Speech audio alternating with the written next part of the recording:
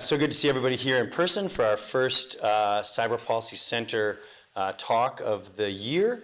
This fall we'll be focusing mostly on questions around social media and well-being. We've got some amazing people that have been thinking about that.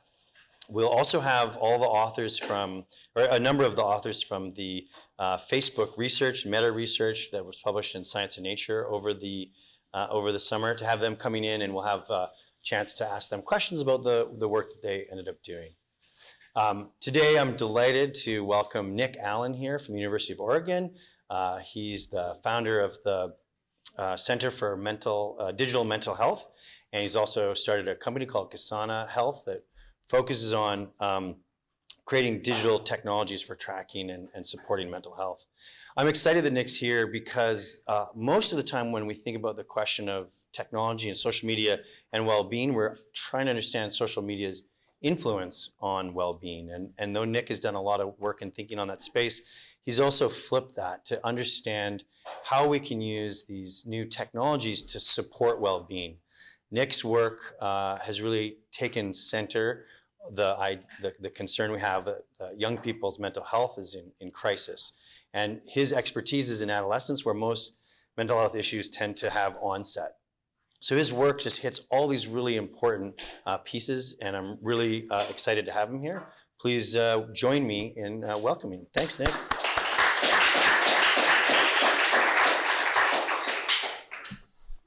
Thank you so much, Jeff, and thanks for inviting me here.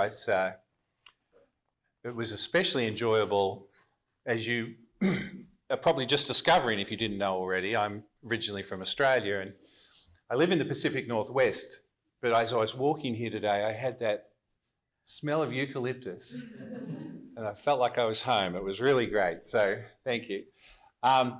So I want to talk a little bit today about, Jeff has summarised it well, the idea that there are different narratives about digital technology and mental health in young people.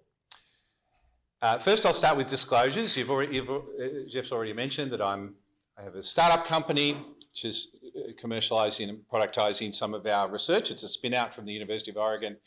I also have research funding from various organisations, both government and commercial. But first I want you to look at this picture and I want you to tell me what you think is happening. Don't tell me someone's looking at their phone in bed. We can all agree on that. But what else do you think is happening here? What would be your interpretation of this picture? Does anyone want to suggest one? Let me sharpen the question for you a little bit. Do you think this is healthy or unhealthy?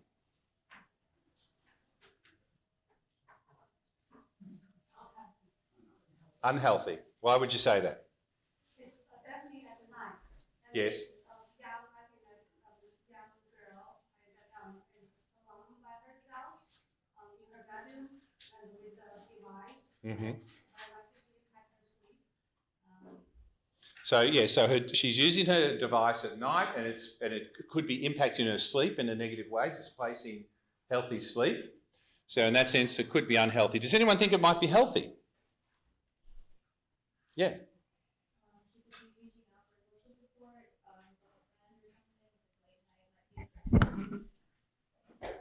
Beautiful. So she could be reaching out for social support at a time when she really needs it. Or she could be accessing health-related information at a time when she wouldn't otherwise have access to it. And of course, neither of these interpretations are essentially wrong or right. We don't exactly know what the young woman's doing, but we do have these two very important narratives about how digital technology interacts with mental health in young people. And so the first one is one that we hear a lot of, which is the idea that using digital devices is really driving a crisis in youth mental health. And then there's a second one, which you probably hear less of, but is still there, and it tends to turn up a little bit more in some of the breathless articles in the tech press and things like that about, oh, your smartphone can know if you're depressed and it can help you, and these sorts of narratives. And so we have both of these sort of narratives, and of course they're not mutually exclusive.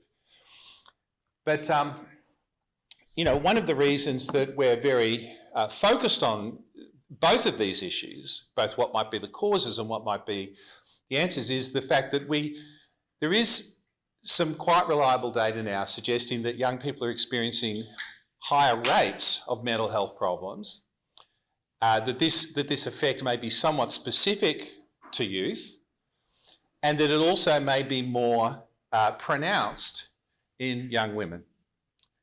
And so, and this is kind of like the initial broad correlation that has driven a lot of the speculation about social media and its causal role in mental health problems. Because there's a sort of a temporal matching between the onset of people using social media and the increase in that and some of these secular changes in these rates of mental illness. Now, I was going to spend some time talking about where the evidence is on this, but in preparation for this, I had a look online and I saw that you've had Candice. I'd just come and speak to you, and of course, Candice is a genuine expert on this topic, and so hopefully you saw her talk, and if you didn't, go and watch it, it's excellent. And Candice summarised so I'm not going to dive into it deeply, except to say that I think my summary, I think, would be quite similar to Candice's, which is that the evidence for causality between these two things is quite weak and possibly even non-existent. Now, causality in science is a super hard thing to prove. And so we've got to be aware of that. But we do see some evidence of relationships, but it tends to be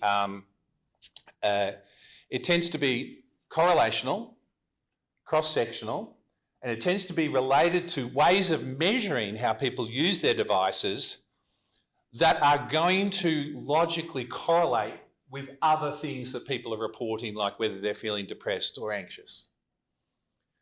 For example, today I just saw a report that came out, a new journal article saying that drinking milk tea or feeling addicted to drinking milk tea in China was associated with depression, anxiety and suicide.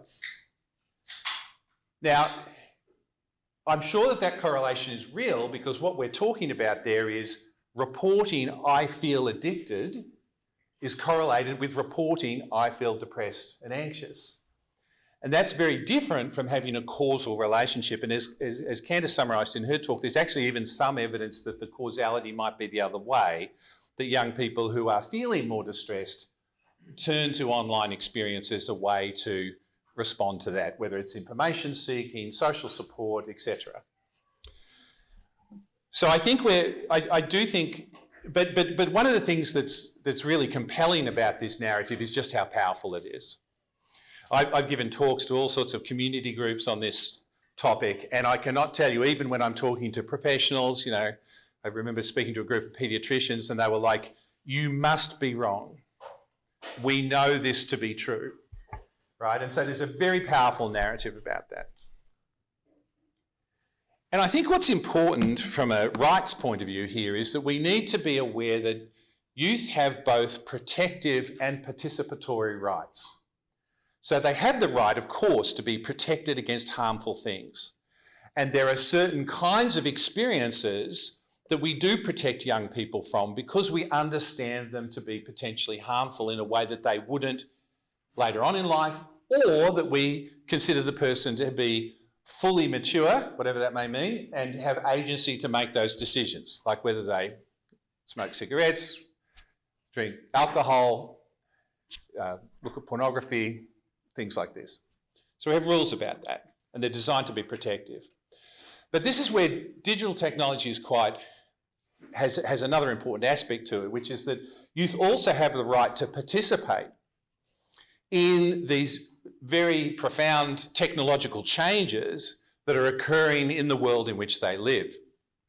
And they have a right to learn about them and interact with them, because can you imagine someone who arrived at the age of 18 and was given their first exposure to internet-connected devices at that age, just when they're going to university, going out into the workforce and so forth like that? You could argue that they would be ill-prepared. Not to mention the fact that things like healthcare and other things that are increasingly mediated by these kinds of devices.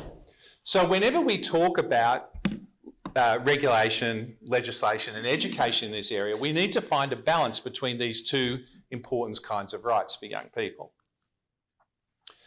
So the issue that I'm really focused on is in mental health. And I do want to talk for a minute about what the big problem is here. And the big problem is really the problem of supply and demand. We have an enormous need in the area of mental health, and we have a very inadequate response to it in terms of the degree to which it can adequately respond to the need. So here you'll see, this is from a report that I was involved in a couple of years ago. Of all the people in the community who have a mental health disorder, about 4 in 10 actually get access to services. And of those, only about 1.5 will receive minimally acceptable treatment in terms of its quality. And what I mean by quality is its adherence to evidence-based standards and so forth. And then even our evidence-based treatments don't work for everybody.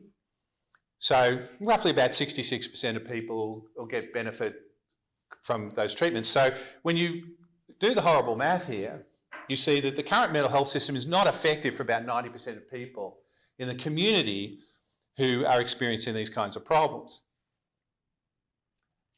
That's pretty bad, right? So we've got a problem to be fixed. And it involves various components. You've got prevention. So how do you prevent people from needing it in the first place?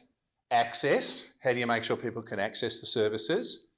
Quality. How to improve the quality of the services people are receiving? And then effectiveness. How can we improve the actual effectiveness of the treatments that we have? Now, one of the things that the digital revolution has done is it suggests itself as a way to solve the access problem. Because what you can do is you can build an app or make something available online, you can automate it and take the human out of the loop, and so now you've got a system which is highly scalable. And so, brilliant. Everyone with a phone or with an internet connection has now got access to mental health care that's scalable. The problem is that we know, we've run this experiment in a number of ways, and we know that solving the access problem by itself doesn't actually make much difference. So this is just one example of many, many that have been run in the research literature. This is a paper from an Australian colleague of mine, Tony Jorm, and they looked at increases in access to mental health care across 4 high-income countries, US, Australia, Canada and the UK, and they found that there was distinct increases in access in all these countries, but their conclusion was, despite these changes, none of these countries showed any evidence of a reduction in the prevalence of disorders or symptoms over this period. If anything, there were changes in the opposite direction. So, and like I said, this is not an isolated finding. This is well recognised. So what's the problem? Well, the problem is that scaling access without improving quality doesn't achieve anything. And we really have to think about ways that we can use digital technology to improve quality. And one of the problems that we have is that because I've talked about this supply and demand imbalance, so, 4 in 10, 5 in 10 people actually get access to services. In children and adolescents, the rate is much, much higher, around about 80%. And this is an enormous burden on the US economic system and, of course, globally as well. So this is one of the fundamental features of the mental health system, is that there is an enormous supply and demand imbalance. And I was interested recently to look at what do economists have to say. I'm not an economist, so I was doing Economics 101. What do they have to say about what happens when there's a supply and demand imbalance? Well, here's some of the things that happen. There's a deterioration in quality of services as providers become overwhelmed and are stretched thin. There's increase in wait times and delays, price inflation, stress and burnout amongst employees, prioritisation of quantity versus quality, customer dissatisfaction, and potentially increases in unethical practices and misleading marketing. None of that was related to either mental health or health. That was all from general economic analyses. But if anyone in the mental health field will recognise all of that. Clinicians are extremely stressed, and their major job these days is managing demand. The majority of practices, even in a high-income country like the United States, have either closed their books or are running very long waiting lists. It's very hard. Certainly true in Eugene, Oregon. I'm sure it's true almost everywhere in the country. But you know, it's very hard to get services, especially for your kid. Really challenging. And so we see all of these things. So in fact, the supply and demand equation not only forces us to think about access as the solution, because that's the most obvious thing to do, but it actually also mitigates against us focusing on quality. So what we do is we start to increase access, but we don't have the economic incentive to focus on quality, because when you're not competing for customers, there's no motivation. Now, I do want to make a very important distinction here. I'm a clinical psychologist, and mental health professionals, like all health professionals, operate within. They're very well trained in terms of professional ethics, and so I'm not suggesting that anybody out there is not doing their absolute best for each patient. They are, I can assure you. They're trying their heart out. But the system doesn't invest in things when there's not that economic motivation to do so. And if there's an economic motivation to increase access, like I can get money from more people, but there's no competition around quality, or the system doesn't actually pay people for quality, we'll talk about that in a second, then that's not where the investment gets made. Now, a famous, once again, doing my Economics 101 self-education, Thomas Malthus was one of the famous people in history to talk about supply and demand imbalances, because he was very worried about overpopulation in the late 1700s, and he was concerned that what would happen is the population would outgrow our capacity to provide food, and that this would be a catastrophe that would result in famine and poverty and so forth. Now, the catastrophe never occurred because he underestimated the capacity of technological improvement to actually improve the way we could produce food. And we now produce enough food to feed everybody. We don't distribute it very well. It's another question, but we do have enough food. So, sometimes I think in the mental health field, we're a little bit like Thomas Malthus, looking and saying like, well, there's only so many practitioners and there's only so many hospitals and they can only see so many patients, so I guess we'll just live with it. So the question that has been really occupying me is whether we can address this. So there's some ineffective ways to deal with the supply and demand imbalance. One is to train more licensed health professionals. Now, we should train more licensed health professionals, let me be clear about that. I'm not against it at all, but the idea that that in and of itself will address the supply and demand imbalance is fanciful. It's way too big an imbalance. People have waiting lists, as I've said, also a very bad idea. Typically people get worse on waiting lists. There's actually some very good evidence that the longer that you wait for treatment, the worse things get for you. Or you can increase access to services that are not very effective.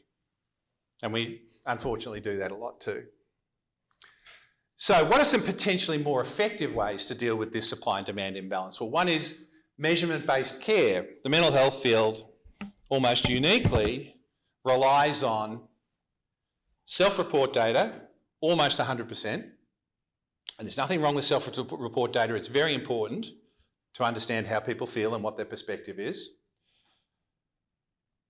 But only about 20% of clinicians actually apply even those standardised techniques. Mostly it's an unstructured interview. So you wouldn't say that most clinicians are engaging in measurement-based care. Now imagine if you went to your oncologist and all they did was say, how have you been feeling? right? You wouldn't feel. The second thing is stratified care. We need to find a way to match levels of intensity of support to what people need at a given time and to be able to do that flexibly. I'll talk more about that in a second. And then the final one is value-based care. So at the moment we have a reimbursement system that pays people for activity and not outcomes. And so once again, creates no incentive to optimise for outcomes, creates an incentive to optimise for activity. So I want to talk about a particular one of those. I could talk about this stuff for a very long time. So I'm going to just take one slice into this problem, which is the measurement one. And it's not that we don't have good interventions, but often it's how we deliver them, and we still deliver them in a very antiquated way with this sort of model of the office-based care, and the person comes and sits in the waiting room, and they talk to you, and they go home, and then they come back a week later, and so forth. And in fact, in mental health, there's almost this kind of belief that if the person bothers you during the week, that's actually bad patient behaviour. It means they have poor boundaries, right? It's a bit of an old psychoanalytic concept, but it lives on. It's a zombie concept. But, we can't manage what we don't measure. That's axiomatic in so many areas of activity. And as I've already made this point, the physical healthcare uses objective measurement, behavioural healthcare uses self-report only. But surely, Nick, we can't measure behaviour. Got one of these? Got one of these? Measuring behaviour all the time. We're generating the largest data set on human behaviour that has ever existed. It's akin to the data set that was developed on language in the internet. There are accelerometers in so many different kinds of devices these days. So we actually are measuring behaviour, and it's not only practical, but it's scalable because consumer devices are already doing a lot of the heavy lifting for us. So I want to slice into one particular area of this to show you how this pans out in the area of youth suicide, which is an area I've been working on with some colleagues at University of Pittsburgh Medical Center and Columbia University Medical Center for a number of years now. So youth suicide has shocking statistics associated with it. Second leading cause of death amongst youth. 24% of young people have experienced suicidal ideation in the last 12 months. And about 10 to 17% of young people have had an attempt.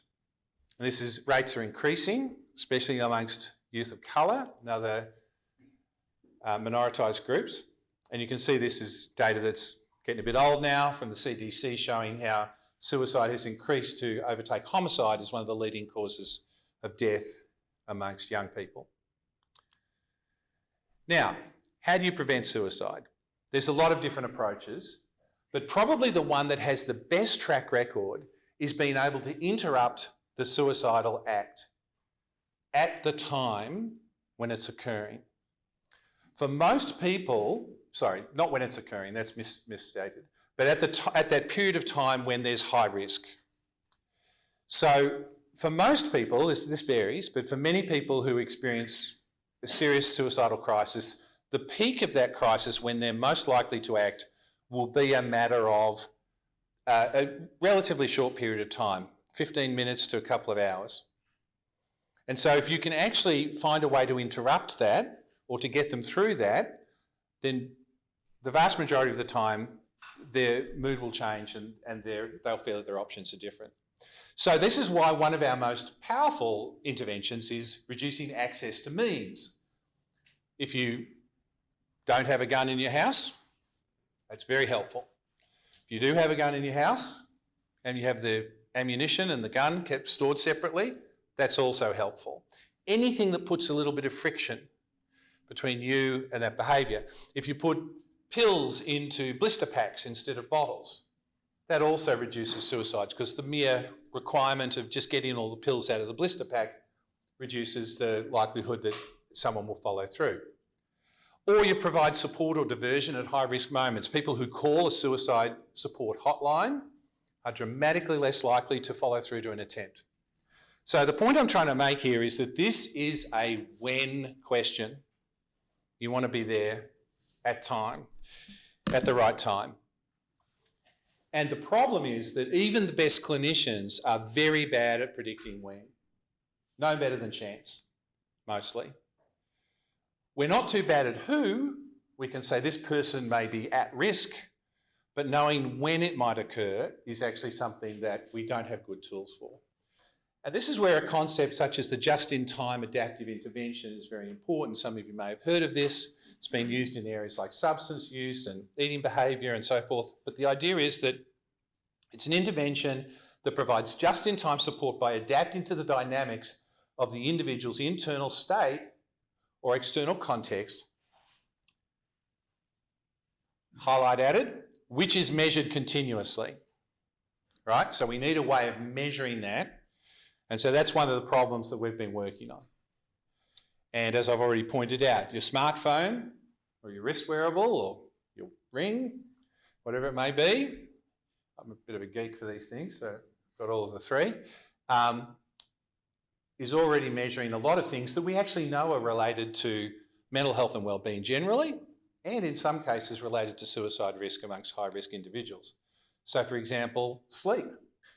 Sleep is a very powerful and reliable predictor when that becomes disrupted in a person who's at risk. We're also interested in language and so forth. So we've been building digital tools that allow this kind of collection of data continuously with the idea of being able to provide the just-in-time intervention. And there's more to say about that. So this is a fundamentally different kind of measurement than what we currently use. The current clinical measurement is a snapshot at a particular moment in time. The mobile sensing is always on and continuous, subjective versus objective. Effortful, so you need compliance from the person to provide the data versus something that's passive and automatic. Single input versus multiple sensors. And then the other thing about self-report techniques is they're always reporting on what did happen. They're always backwards looking. So this can be more proactive. And one thing that we know from literature, this is a study that was done a number of years ago looking at leading up to a suicide attempt and then asking people to track back to retrospectively recall their emotional state. And you can see that these distressing emotions rising just prior to the attempt. So emotional distress is a key target. And so this is one of the targets that we've been looking at. So this is an example where it's not based on mobile sensing, it's based on a single question.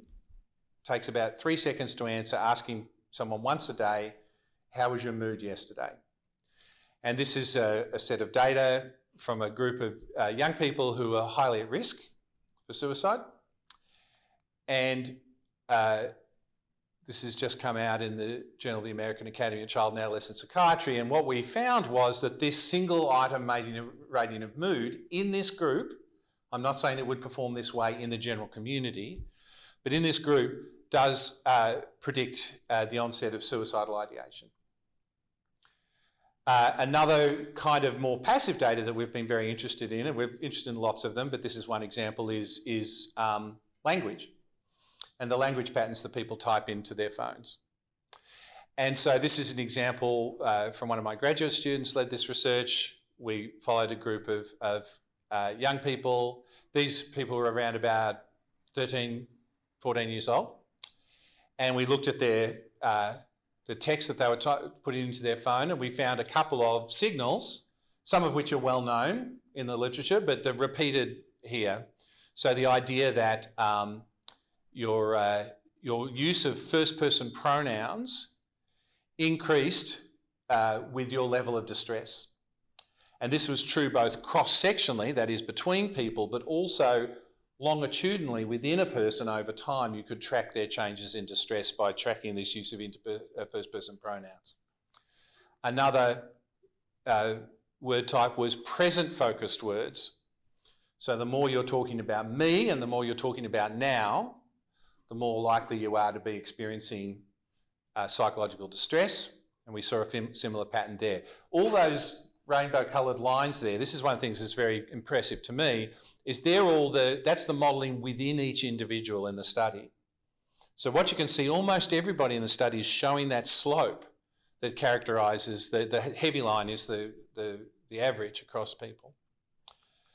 Another study we did was looking at a different group of teenagers. We looked at their language use and we predicted how likely they were to meet the criteria for major depressive disorder the next week. And this was over a 6-month follow-up period, and you can see once again first-person pronouns are a marker of increased likelihood that you'll experience the onset of that disorder over the next week. So look, there's a lot to I just wanted to say this is not some of our research, but this is it was published in PNAS last year, and was based on analysis of psychotherapy transcripts. And what they found was that there was this concept that they called psychological distancing, which was indicative of higher well-being, the fact that you could stand back and distance from current experiences and so forth.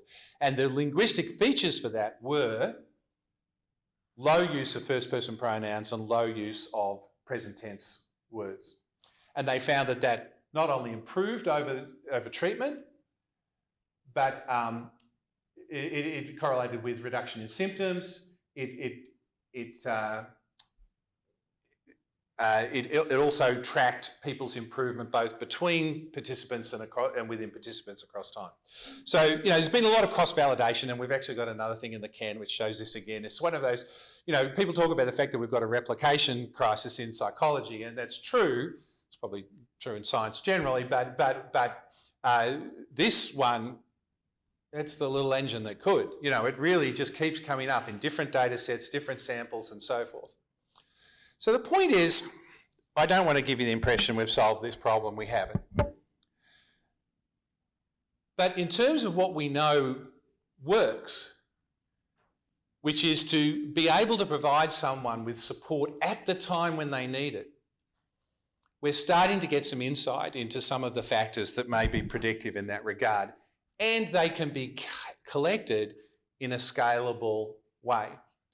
Now, knowing this group, I'm sure some of you will want to talk to me about ethics in a minute, and that's fine. Happy to do it. But, and this is another study where we looked at kids across time. I'm mindful of my time's going over, so I won't belabour this. But this is, if you want to look at the Journal of Psychopathology and Clinical Science, I have to look at that because it's a journal that changed its name recently. But then you can see that's impressed there. Same story. Okay.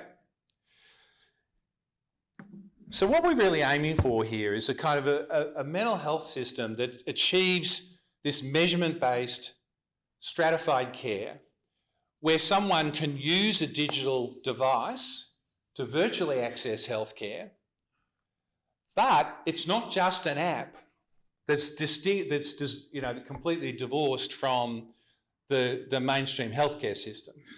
It's something that critically, and this is critical, and this is what we haven't achieved so far very well, provides a low friction entrance into the system, allows the person to scale up and down the level of support that they need, and doesn't cut out their opportunities to move that up or down as they require. So you can have different levels of support. You can have self-care using an app. You can have an automated system that supports you.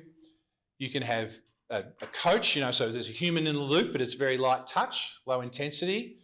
You can step up to telehealth. You can step up to in-person, face-to-face consultations with a licensed professional, and some people will probably need to go to hospital occasionally. But the point is not that there are any, the point is the integration of these systems. And that's how I think you ultimately get to the point of being able to solve the access problem as well as the quality problem and the effectiveness problem, which is really the way, and that's I think the promise of digital technology. So I wanted to acknowledge, as I said, some important collaborators on the few points of data that I presented and our funding support, and thank you for listening.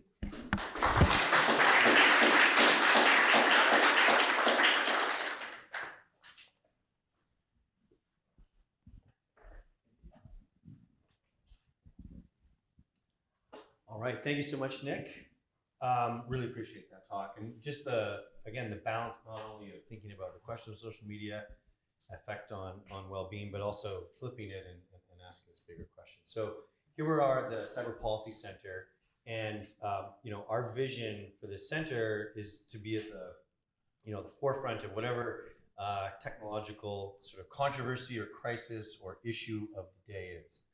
And so, closer to my mouth. Okay, I can do that. Thank you, Ben. Do I need to restate all that, or we're good? Okay.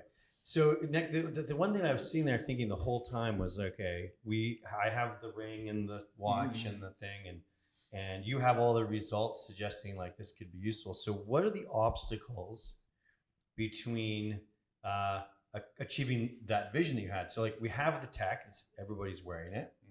We have the mental health crisis, right? You have the data. What are the challenges? What does the Cyber Policy Center need to know that we should be working on or helping with? Well, I think the essential policy features from my point of view is that the system has to be incentivized economically to improve patient outcomes.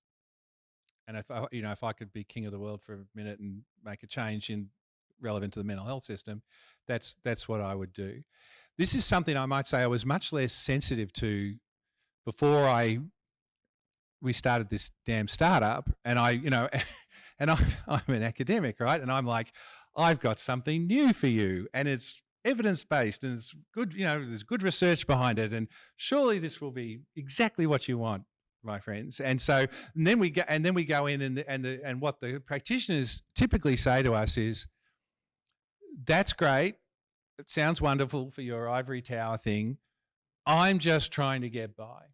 Right, I'm managing really difficult cases. There's too many of them. I've got a waiting list as long as your arm. I don't need new data. I don't need you to tell me new ways of doing things. I need time. That's kind of what we're hearing from the clinical folks. And so how do you undo that knot? That's the problem, because I think the system is set up in a way where, as I said, it incentivizes servicing. In some ways, it actually incentivizes reductions in access, and of course, the professions have a lot to answer for about that, of which I'm one. Because we like to have our little clubs and so forth that other people can't join easily. So I think that the whole system needs to be. I think we need to get away from the office-based delivery. I think we need to understand that probably most of healthcare, but mental health care in particular, is all about being there when the person needs you. So one metaphor that I use to illustrate this that works with some folks is, I say, imagine if you had a football coach who said to the team, listen, I'm not going to come to the game, and I'm not even going to look at tape. What I'm going to do is I'm going to have you come in and talk to me once a week about how you think you played. And then I'm going to tell you verbally how I think you could play better next week. And then I'll wait until next week, and then we'll talk about it again. Now, it's absurd, right? And yet that's what we expect to happen. Behavioural healthcare is about behaviour change. And yet we try to deliver behaviour change in that kind of way. So I think we need to get away from that way of delivering things. And some of that's happening because of digital technology and the virtualisation of healthcare and at-home healthcare and so forth. So that's one point. But the second thing is, I think we need to make the system incentivised to optimise for patient outcomes rather than for activity. And that would be, so the move to value-based care. Now, last comment on that is, one of the problems, there has been moves to value-based care in other areas of healthcare. Mental and behavioural health has lagged behind because of the measurement issue. And so that's where I keep coming back to the measurement issue. As soon as you solve the measurement issue in a way where multiple people can agree this is a good outcome, then that facilitates value-based reimbursement systems. Yeah, I really just want to highlight 2 points there. One was, I've been looking at a number of different types of services, apps in particular in the mental health space, and they often are very divorced from the sort of mainstream healthcare thing. They're like, here's this app, you can do it to manage your anxiety, but it's not connected to anything else. think is important. And then I think this outcome-based part, it is kind of amazing that we're not doing anything, even though there are these measures. Okay, so it's Stanford, it's 2023 AI. Obviously, we have to ask that question.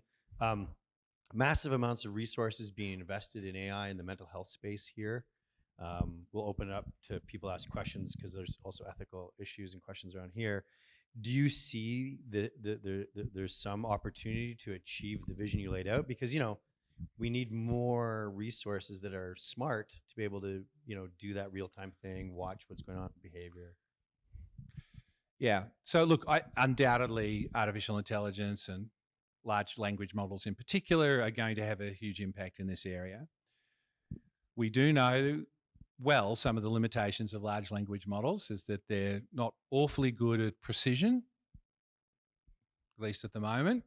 They're better at generation of stuff.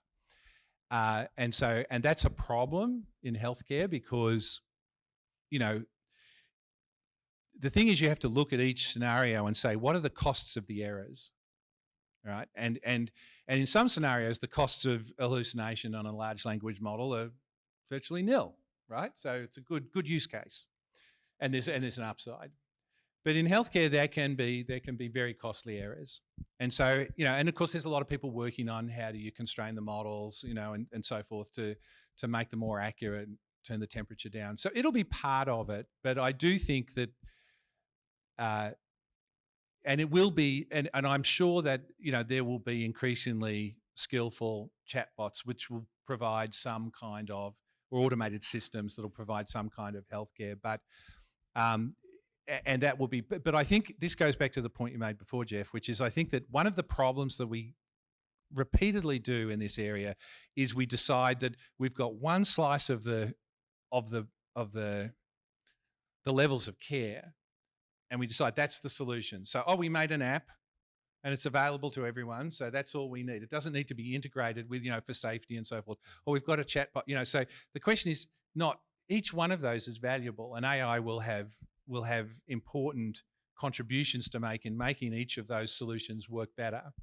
I think it'll ultimately be used by clinicians, just as it's now being used by all your students to do their homework, and and it's being used by people who write, finding an incredibly good co-pilot tool. And I think that clinicians will find it a good way to, access information, generate clinical notes, things like that. There'll be great applications along that kind of thing. But there will be, I think it's ultimately about enhancing the human capability rather than trying to take the human out of the loop, which I think from the entire system.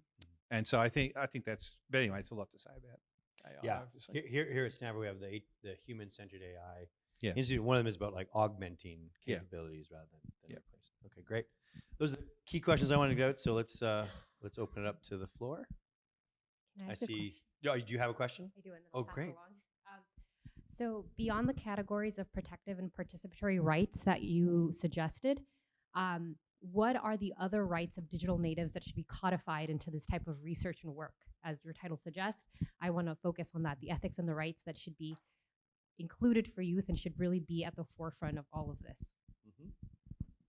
Well, there's many, and as you're probably aware, if this is your area of interest, the United Nations Charter on the Rights of the Child has now got a digital sort of addendum to it, and there's also a British organisation that really articulates these well, called the Five Rights Foundation, if you may be aware of as well. So definitely, there are organisations who are going to look at that. I was just picking two that are often where the tension point is when you're thinking about digital technology and mental health in youth. I certainly think that the right to privacy is obviously a preeminent one, but it's an interesting one because, so Jeff asked me before, what are some of the resistances we have in the system? So I've laid out the case for you as to what the potential value might be of continuous remote patient monitoring in mental health. When we talk to some people about that, they say, that's creepy. It's a word I hear a lot, right? Because they feel it's going to violate their privacy, and I get it. The irony, of course, is that their privacy is being violated in a much more profound and ongoing way, in ways that they're not particularly aware of, by major technology companies and so forth. And so, so the question is, people have a right to privacy, but also data is empowering. And the question is, who is empowered by the data? So the approach that we take is that the person has the right, if this thing I'm wearing is generating information that is relevant to my health, then I have, in some senses, a right to access that. And I also have a right to share it with people I want to share it with, and then unshare it when I want to. And I have the right to know exactly what those people are going to do with it. And so I think there are ways that you can, because, the ultimate right to privacy is you lock all the data up and you don't let anyone use it, right? And so you've got to find a way of balancing the utility of the data and the potential empowerment that the data represents with the person's right to privacy and control and autonomy. And I do think that there are tractable ways to do that. So that would be another one I would focus on. Thanks, Nick. Let's go Nate, then we'll go over here. So I'm interested in the objective metrics that you were talking about that sort of should be where we're pushing. And so the ones I picked up on are sort of use of the pronouns that you mentioned. That's one. Maybe sleep, right? Which is also can you maybe go through some others that feed into this? And then specifically because I was when you had the slide on the study related to self-reported mood, and then it wasn't suicide, it was suicidal ideation. Correct. Right? So which is also, I suppose, self-reported. Correct. Right. And so that those things seem to cluster a little bit, right? And so yes. Self-report. So what I was persuaded by is that the revolution here is that you've got all this technology that can provide objective measures. Of course, the survey responses or whatever are also performing a role here, but I think the move that you're making here, which is important, is the objective stats. So so one question is, you don't know. I mean, suicide is rare enough that I don't know whether in the suicidal ideation study there was enough actual suicides that occurred that you can see whether there was interaction. So I'd be interested in that. But then also just some of these other signals would be neat to figure out. Yep. Thank you. Great question. So let me go through some of the things. So one of the things is we've focused very much on the personal smartphone as the data collection device. You can augment that obviously with wearables, but the thing about the personal smartphone is it's highly scalable. So almost everybody owns one, at least well, I was going to say in high-income countries, but they've got enormous penetration in low and middle-income countries too. So much more than other kinds of devices. So that's the scalable solution. If you want to augment it with a fancy wearable, great, but that's the start. So what can you find out from the personal smartphone? You can track sleep, as I mentioned. You can track physical activity. You can track geographic mobility, and that can be very simple measures like, have you left home? Right? That would have been that was a very weird variable during the pandemic, obviously, but now we're returning to something where that's a little bit more meaningful, and that's got a strong track record as an index of wellness. But there's also, to do with patterns of behavior and rhythmicity and predictability of those patterns of behavior. That's very helpful. And then there's also, as I said, it's a communication device, so you can collect language. We don't collect voice at the moment, although voice has got a very strong track record as an objective signal of mood. The reasons we don't collect it are technical rather than conceptual.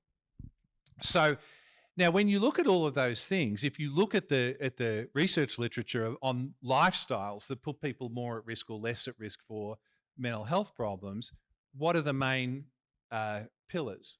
Physical activity, social connection, nutrition, functional behavior, being able to get out and do the things that you need to do in the world. And I'm not saying the smartphone collects all of those perfectly, but gives you a pretty good insight into a number of them. So so let me get to your other great question about objective outcomes. So yeah, we do. You're quite right. Very accurate to pick up that particular result I showed you was for suicidal ideation, and ideation and action are not as related as you might think. You know, people can have ideation for a very long time and never take action.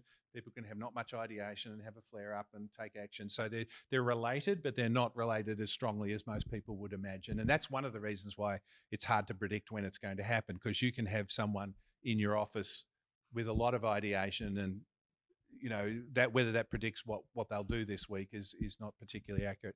So we do have other analyses where we look at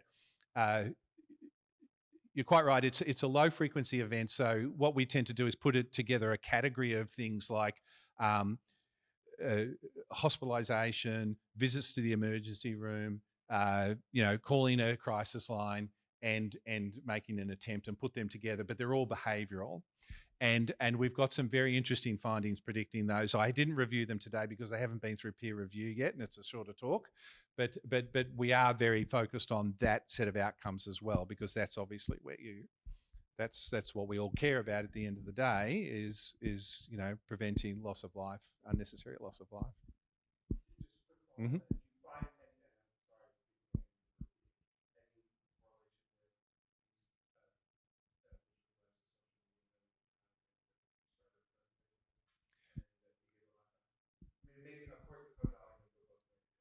Yeah.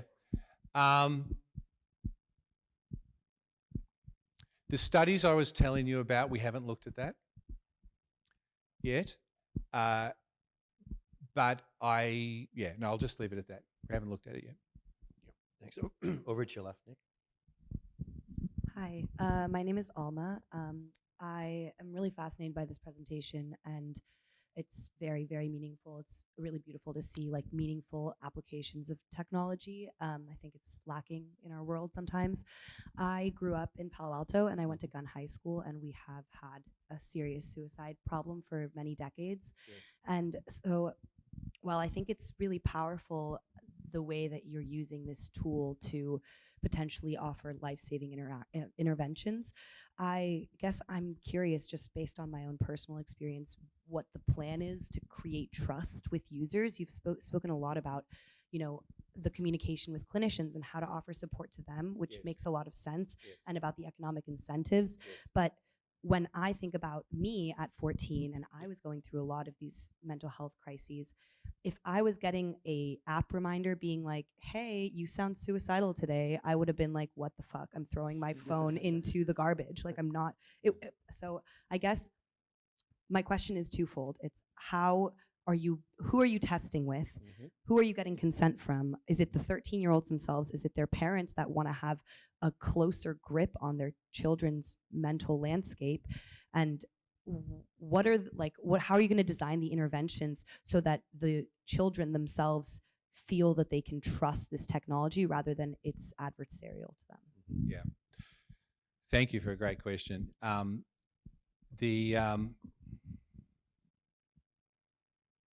Okay, let me back up with a higher level comment. Our experience is that people are happy to share data with a system like this if two criteria are met.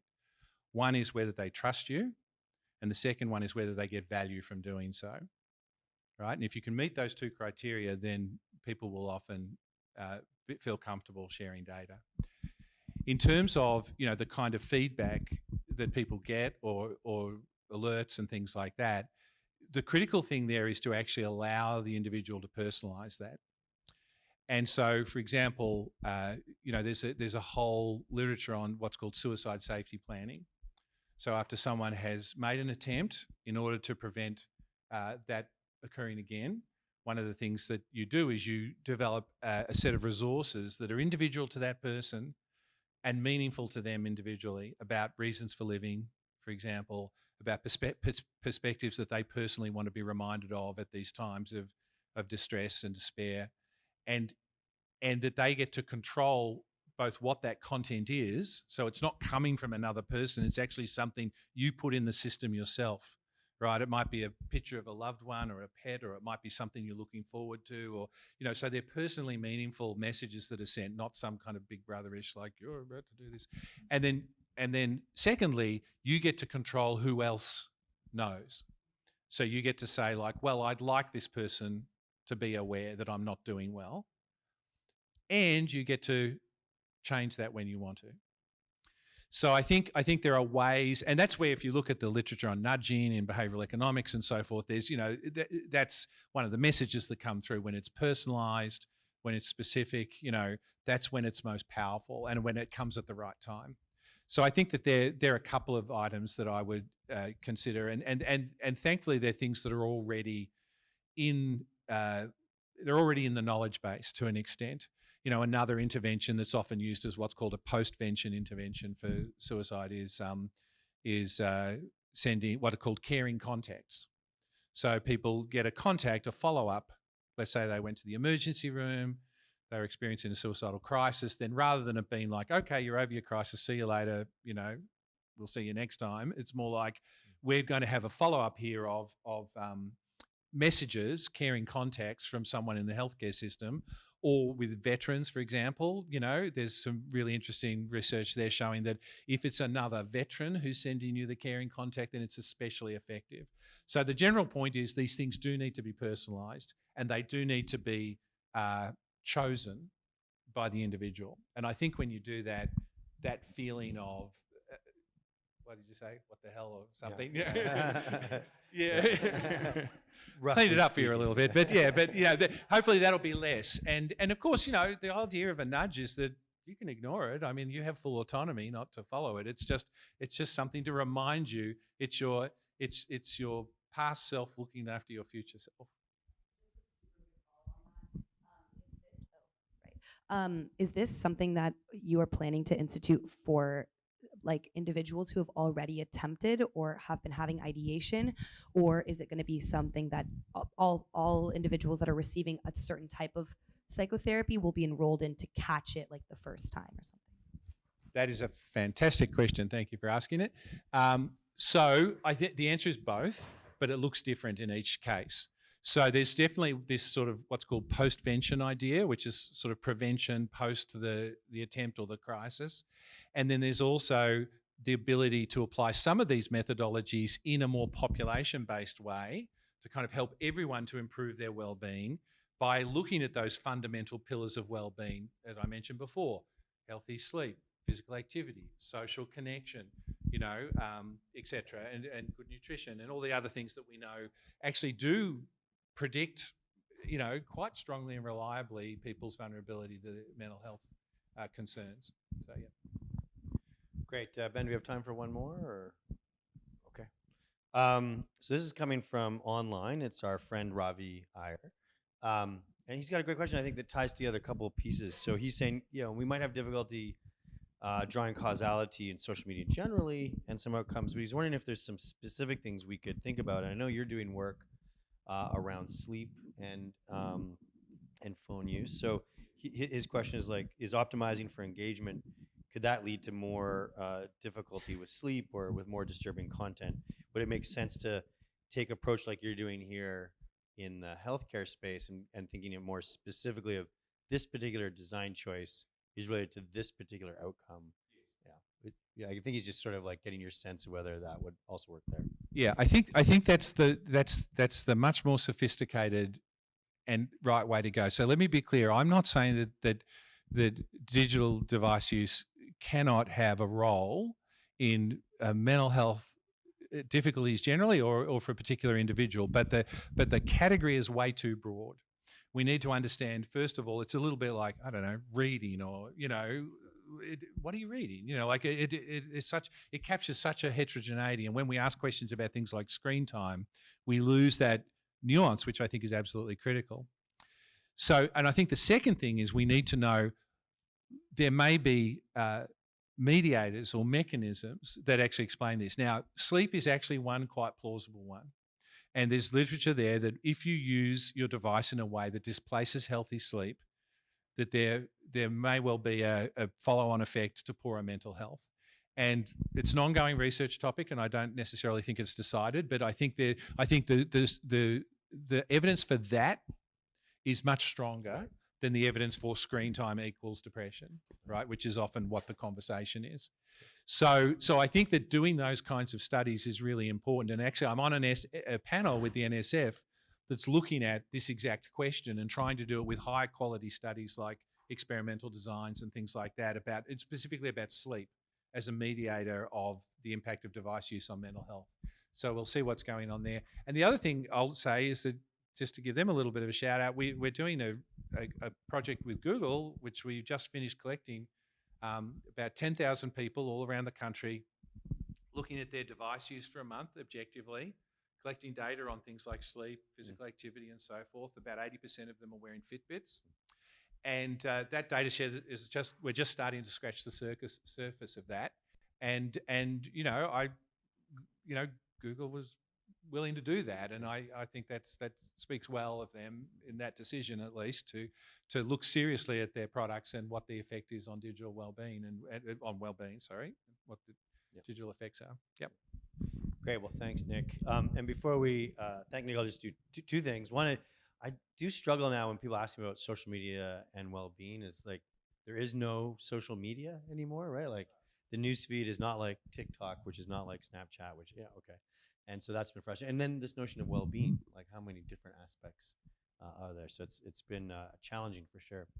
I also wanted to give a shout out for the talk that's next week. Do we have that slide? Look at that. So well planned. We have 3 of the authors from the folks looking at the Facebook paper. So Neil Malhotra from the Business School, Jen Pan from Communication, and Pablo Rivera, who's with Meta now. We're hoping will come and visit us for some time.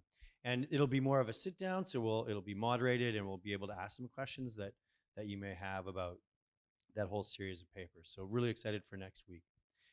Please join me in thanking Nick for a really amazing talk and new perspective. Thank you.